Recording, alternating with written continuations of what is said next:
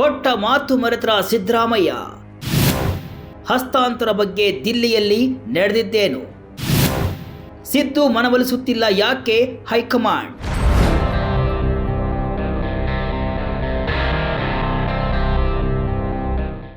Vijaya Karnataka web ವೀಕ್ಷಕರಿಗೆ ನಮಸ್ಕಾರ. ನಾನು ಶಿವಮೂರ್ತಿ ಶರ್ಮಾ. ಎಷ್ಟು ದಿನ ಒಂದು ಲೆಕ್ಕ, ಮುಂದೆ ಒಂದು ಲೆಕ್ಕ. ಈಗ ಡಿಕೆ ಶಿವಕುಮಾರ್ ಅಸಲಿ ಆಟವನ್ನ ಶುರುವಿಟ್ಟುಕೊಂಡಿದ್ದಾರೆ. ಸರ್ಕಾರಕ್ಕೆ 2.5 ವರ್ಷ ಆಗುವವರೆಗೂ ತಾಳ್ಮೆಯಿಂದ ಕಾಯ್ತಾ ಇದ್ದಂತಹ ಡಿಕೆಶಿ ಈಗ ತಮ್ಮ ಸರದಿ ಬಂದಿದೆ ಅಂತ ಹೈಕಮಾಂಡ್ಗೆ ಮನವರಿಕೆಯನ್ನ ಮಾಡ್ತಾ ಇದ್ದಾರೆ. ಆದ್ರೆ ಹೈಕಮಾಂಡ್ ಇದಕ್ಕೆ ಸೊಪ್ಪು ಹಾಕ್ತಾ ಇಲ್ಲ. ಇದು ಡಿಕೆಶಿ ಕಣ್ಣನ್ನ ಕೆಂಪಗಾಗಿಸಿದೆ. ಒಪ್ಪಂದದ ಪ್ರಕಾರ ಸಿದ್ದರಾಮಯ್ಯ 2.5 ವರ್ಷ ಸಿಎಂ ಆಗಿ ಪೂರೈಸಿದ್ದಾರೆ.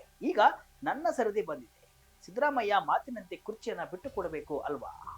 ಯಾಕೆ ಬಿಡ್ತಿಲ್ಲ? ಹೈಕಮಾಂಡ್ ಯಾಕೆ ಸಿದ್ದರಾಮಯ್ಯರನ್ನ ಒಪ್ಪಿಸ್ತಾ ಇಲ್ಲ? ಇದು ಡಿಕೆಶಿ ಬಣದ ವಾದ. ಅವತ್ತು ಅಂದ್ರೆ ಸರ್ಕಾರ ರಚನೆ ಸಂದರ್ಭದಲ್ಲಿ ಡಿಕೆ ಶಿವಕುಮಾರ್ ಅವರನ್ನ ಸಮಾಧಾನ ಪಡಿಸಿ ಮುಖ್ಯಮಂತ್ರಿ ಹುದ್ದೆಯನ್ನ ತಡೆ ಹಿಡಿಯುವಂತೆ ಮನವೊಲಿಸಿದ್ದ ಹೈಕಮಾಂಡ್ಗೆ ಇಂದು ಸಿದ್ದರಾಮಯ್ಯನವರ ಒಪ್ಪಂದದಂತೆ ನಡೆದುಕೊಳ್ಳಿ ಅಂತ ಹೇಳಲು ಯಾಕೆ ಸಾಧ್ಯವಾಗ್ತಿಲ್ಲ? ಅಂದು ಮುಚ್ಚಿದ ಕೋಣೆಯಲ್ಲಿ ನಡೆದಿದ್ದ ಆ ರಹಸ್ಯ ಒಪ್ಪಂದ ಏನಾಯ್ತು? ಅಂದು ದಿಲ್ಲಿಯಲ್ಲಿ ನಡೆದ ಒಂದೊಂದೇ ಮಾತುಗಳು ಈಗ ಡಿಕೆಶಿ ಪಣದ ನಾಯಕರು ಹೊರಹಾಕ್ತಾ ಇದ್ದಾರೆ. ಹಾಗಾದ್ರೆ ಅಂದು ದಿಲ್ಲಿಯಲ್ಲಿ ನಡೆದಿದ್ದ ಮಾತುಕತೆ ಏನು? ಕುರ್ಚಿ ಬಿಟ್ಟುಕೊಡುವುದಾಗಿ ಸಿದ್ದರಾಮಯ್ಯ ಮಾತು ಕೊಟ್ಟಿದ್ದ. ಡಿಕೆ ಸುರೇಶ್ ಸಿಡಿಸಿದ ಬಾಂಬ್ ಏನು? ಇನ್ಸೈಡ್ ಮಾಹಿತಿ ಇಲ್ಲಿದೆ.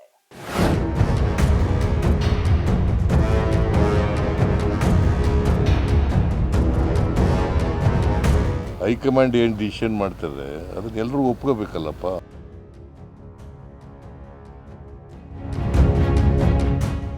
ಅಧಿಕಾರ ಹಂಚಿಕೆ ಜಟಾಪಟಿಗೆ ಇಡೀ ಕಾಂಗ್ರೆಸ್ ಪಾಳೆಯ ತಲ್ಲಣಗೊಂಡಿದೆ.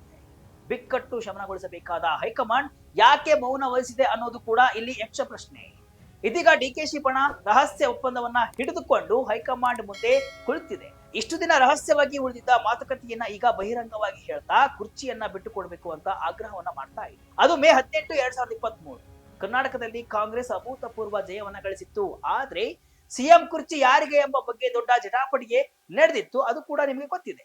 ಮೂಲಗಳ ಪ್ರಕಾರ ಅಂದು ನವದೆಹಲಿಯಲ್ಲಿ ಒಂದು ಮಹತ್ವದ ಸಭೆ ನಡೆದಿತ್ತು. ಆ ಸಭೆಯಲ್ಲಿ ಕಾಂಗ್ರೆಸ್ ಅಧ್ಯಕ್ಷ ಮಲ್ಲಿಕಾರ್ಜುನ ಖರ್ಗೆ, ಕೆಸಿ ವೇಣುಗೋಪಾಲ್, ರಣದೀಪ್ ಸಿಂಗ್ ಸುರ್ಜೇವಾಲಾ, ಸಿದ್ದರಾಮಯ್ಯ, ಡಿಕೆ ಶಿವಕುಮಾರ್ ಮತ್ತು ಅವರ ಸಹೋದರ ಡಿಕೆ ಸುರೇಶ್ ಇದ್ರಂತೆ. ಡಿಕೆ ಶಿವಕುಮಾರ್ ಪಾಳ್ಯದ ಮೂಲಗಳು ಹೇಳುವ ಪ್ರಕಾರ ಅಂದು ಶಿವಕುಮಾರ್ ಅವರು ಮೊದಲ 2.5 ವರ್ಷ ತಮಗೆ ಮುಖ್ಯಮಂತ್ರಿ ಸ್ಥಾನ ನೀಡಬೇಕು ಅಂತ ಪಟ್ಟು ಹಿಡಿದಿದ್ರು.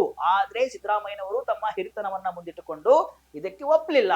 ಅಂತಿಮವಾಗಿ ಒಂದು ರಾಜಿ ಸೂತ್ರ ಸಿದ್ಧವಾಯಿತು. ಅದೇನಪ್ಪಾ ಅಂತಂದ್ರೆ ಮೊದಲ ಅವಧಿಗೆ ಸಿದ್ದರಾಮಯ್ಯ ಸಿಎಂ ಆಗಿರ್ತಾರೆ, ಉಳಿದ ಅರ್ಧ ಅವಧಿಗೆ ಡಿಕೆ ಶಿವಕುಮಾರ್ ಅಧಿಕಾರ ವಹಿಸಿಕೊಳ್ತಾರೆ. ಆದರೆ ಇಲ್ಲಿ ಗಮನಿಸಬೇಕಾದ ರೋಚಕ ಸಂಗತಿ ಬೇರೆಯೇ ಇದೆ. ಅಂದು ನಡೆದ ಸಂಧಾನದ ವೇಳೆ ಡಿಕೆ ಸುರೇಶ್ ಅವರು ಈ ಅಧಿಕಾರ ಹಂಚಿಕೆ ಒಪ್ಪಂದವನ್ನ ಸಾರ್ವಜನಿಕವಾಗಿ ಬಹಿರಂಗವಾಗಿ ಘೋಷಿಸಬೇಕು ಅಂತ ಒತ್ತಾಯವನ್ನ ಮಾಡ್ತಾರೆ. ಆದ್ರೆ ದಿಲ್ಲಿ ವರಿಷ್ಠರು ಇದಕ್ಕೆ ಒಪ್ಪದೆ ಹಾಗೆ ಮಾಡಿದ್ರೆ ಸರ್ಕಾರದಲ್ಲಿ ಅಸ್ಥಿರತೆ ಉಂಟಾಗಬಹುದು ಅಂತ ಎಚ್ಚರವನ್ನ ಕೊಡುತ್ತೆ. ಆಗ ಸಿದ್ದರಾಮಯ್ಯನವರು ಸುರೇಶ್ ಅವರ ಕಡೆ ತಿರುಗಿ ಹೇಳಿದ ಮಾತು ಈಗ ರಾಜಕೀಯ ವಲಯದಲ್ಲಿ ಸಂಚಲನವನ್ನ ಮೂಡಿಸಿದೆ. ಅಂದು ಸಿದ್ದರಾಮಯ್ಯ ಹೇಳಿದ್ರಂತೆ, ಸುರೇಶ್, ನಾನು ಸಿದ್ದರಾಮಯ್ಯ, ನಾನು ಕೊಟ್ಟ ಮಾತಿಗೆ ಬದ್ಧನಾಗಿರ್ತೇನೆ. 2.5 ವರ್ಷ ತುಂಬಲು 1 ವಾರ ಇರುವಾಗಲೇ ನಾನು ಸಿಎಂ ಸ್ಥಾನಕ್ಕೆ ರಾಜೀನಾಮೆ ನೀಡ್ತೇನೆ ಅಂತ ಹೇಳಿದ್ರಂತೆ. ಇದು ಈಗ ಬಿಕ್ಕಟ್ಟಿನ ಮೂಲವಾಗಿ ಪರಿಣಮಿಸಿದೆ. ಸಿದ್ದರಾಮಯ್ಯಗೆ ಎಲ್ಲ ಅಧಿಕಾರ ಸಿಕ್ಕಿದೆ. ಮೂಲ ಕಾಂಗ್ರೆಸ್ಸಿಗ ಡಿಕೆಶಿ ಸಿಎಂ ಆಗ್ಬೇಕು. ನಾನು ಸಿದ್ದರಾಮಯ್ಯ, ಕೊಟ್ಟ ಮಾತಿಗೆ ತಪ್ಪಲ್ಲ. ಈ ಹೇಳಿಕೆ ಅಂದು ಬಂದಿತ್ತಂತೆ. ಆದ್ರೆ ಇಂದು ಪರಿಸ್ಥಿತಿ ಏನಾಗಿದೆ? 2.5 ವರ್ಷದ ಗಡುವು ಸಮೀಪಿಸ್ತಾ ಇದ್ದಂತೆಯೇ ಆ ನೈತಿಕ ಹೊಣೆಗಾರಿಕೆಯ ಪ್ರಶ್ನೆ ಈಗ ಮುನ್ನೆಲೆಗೆ ಬಂದಿದೆ. ಡಿಕೆ ಶಿವಕುಮಾರ್ ಮಠದ ವಾದ ಸ್ಪಷ್ಟವಾಗಿದೆ. ಸಿದ್ದರಾಮಯ್ಯನವರಿಗೆ ಪಕ್ಷ ಈಗಾಗಲೇ ಎಲ್ಲವನ್ನ ನೀಡಿದೆ. 5 ವರ್ಷಗಳ ಕಾಲ ವಿರೋಧ ಪಕ್ಷದ ನಾಯಕನ ಸ್ಥಾನ, 7 ವರ್ಷಗಳಿಗೂ ಹೆಚ್ಚು ಕಾಲ ಮುಖ್ಯಮಂತ್ರಿ ಪಟ್ಟ ಮತ್ತು ಸಮನ್ವಯ ಸಮಿತಿಯ ಅಧ್ಯಕ್ಷ ಸ್ಥಾನ, ಇಷ್ಟೆಲ್ಲ ಅಧಿಕಾರ ಅನುಭವಿಸಿದ ಮೇಲೆ ಈಗ ಡಿಕೆ ಶಿವಕುಮಾರ್ ಅವರಿಗೆ ದಾರಿ ಮಾಡಿಕೊಡುವುದು ಸಿದ್ದರಾಮಯ್ಯನವರ ನೈತಿಕ ಕರ್ತವ್ಯ ಅಲ್ಲವೇ ಅಂತ ಡಿಕೆಶಿ ಆಪ್ತರು ಪ್ರಶ್ನೆಯನ್ನು ಹಾಕ್ತಿದ್ದಾರೆ. ಕೇವಲ ಅಧಿಕಾರಕ್ಕಾಗಿ ಅಂಟಿಕೊಳ್ಳದೆ ಸುಗಮ ಹಸ್ತಾಂತರಕ್ಕೆ ಸಹಕರಿಸುವ ಮೂಲಕ ಪಕ್ಷಕ್ಕೆ ಋಣ ತೀರಿಸಬೇಕು ಎಂಬುದು ಡಿಕೆಶಿ ಬಣದ ಒತ್ತಾಯ. ಅಷ್ಟೇ ಅಲ್ಲ, ಸಚಿವ ಸಂಪುಟ ರಚನೆಯ ಸಂದರ್ಭದಲ್ಲೂ ಕೂಡ ಈ ಒಪ್ಪಂದದ ಬಗ್ಗೆ ಸುಳಿವು ನೀಡಲಾಗಿತ್ತಂತೆ. ಸಚಿವರಿಗೆ ನಿಮ್ಮ ಖಾತೆಗಳು ಮೊದಲ 2.5 ವರ್ಷಗಳಿಗೆ ಮಾತ್ರ, ನಂತರ ನಾಯಕತ್ವ ಬದಲಾವಣೆಯ ಜೊತೆಗೆ ಸಂಪುಟ ಪುನರ್ರಚನೆಯೂ ಕೂಡ ಆಗಲಿದೆ ಅಂತ ಎಐಸಿಸಿ ನಾಯಕರು ಹೇಳಿದ್ದರು ಅಂತ ಡಿಕೆಶಿ ಬಣದ ಸಚಿವರು ನೆನಪಿಸಿಕೊಳ್ತಿದ್ದಾರೆ.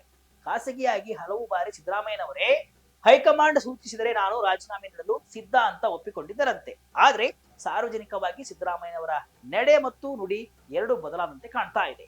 ಇದು ಡಿಕೆಶಿ ಬಣಕ್ಕೆ ಟೆನ್ಷನ್ ತಂದಿದೆ. ಬದಲಾದ ಸಿದ್ದು ಮಾತಿನ ವರಸೆ.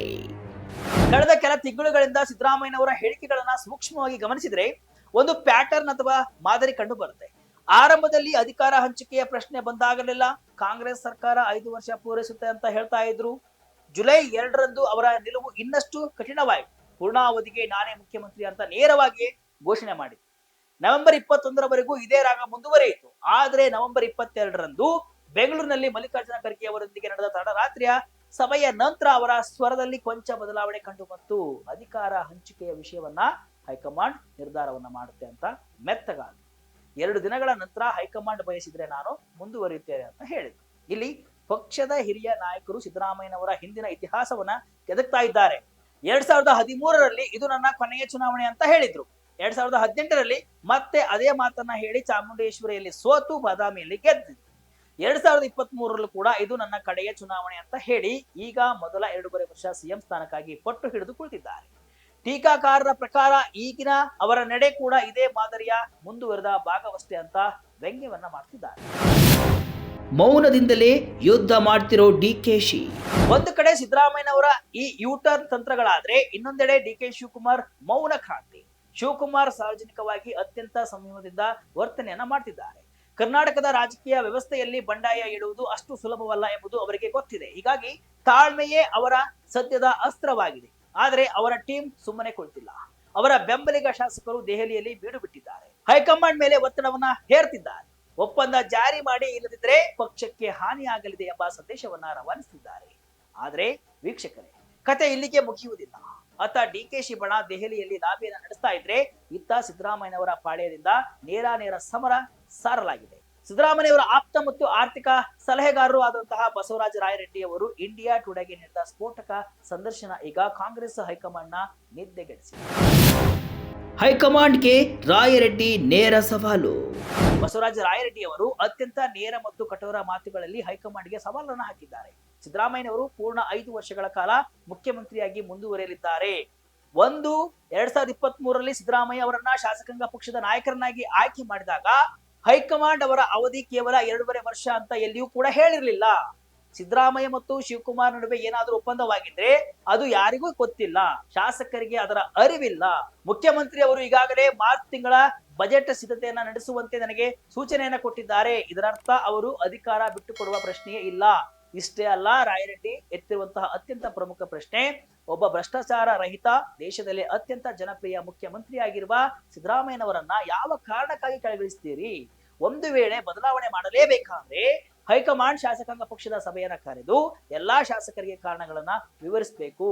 ಇದು ಕೇವಲ ಹೇಳಿಕೆಯಲ್ಲ, ಇದು ಹೈಕಮಾಂಡ್ಗೆ ಸಿದ್ದರಾಮಯ್ಯ ಬಣ ನೀಡಿರುವಂತಹ ಪರೋಕ್ಷ ಎಚ್ಚರಿಕೆ ಅಂತ ಹೇಳಲಾಗ್ತಿದೆ. ಧರ್ಮ ಸಂಕಟದಲ್ಲಿ ರಾಹುಲ್ ಗಾಂಧಿ. ರಾಯರೆಡ್ಡಿ ಅವರ ಈ ಮಾತುಗಳು ಈಗ ಬೆಂಕಿಗೆ ತುಪ್ಪವನ್ನ ಸುರಿದಂತಾಗಿದೆ. ದೆಹಲಿಯಲ್ಲಿ ಕುಳಿತು ನಾಯಕತ್ವ ಬದಲಾವಣೆಗೆ ಒತ್ತಾಯಿಸುತ್ತಿರುವಂತಹ ಡಿಕೆಶಿ ಬಣಕ್ಕೆ ಇದು ನೇರ ಸವಾಲು. ಮಲ್ಲಿಕಾರ್ಜುನ ಖರ್ಗೆ ಮತ್ತು ರಾಹುಲ್ ಗಾಂಧಿ ಅವರ ಮುಂದೆ ದೊಡ್ಡ ಧರ್ಮ ಸಂಕಟ ಎದುರಾಗಿದೆ.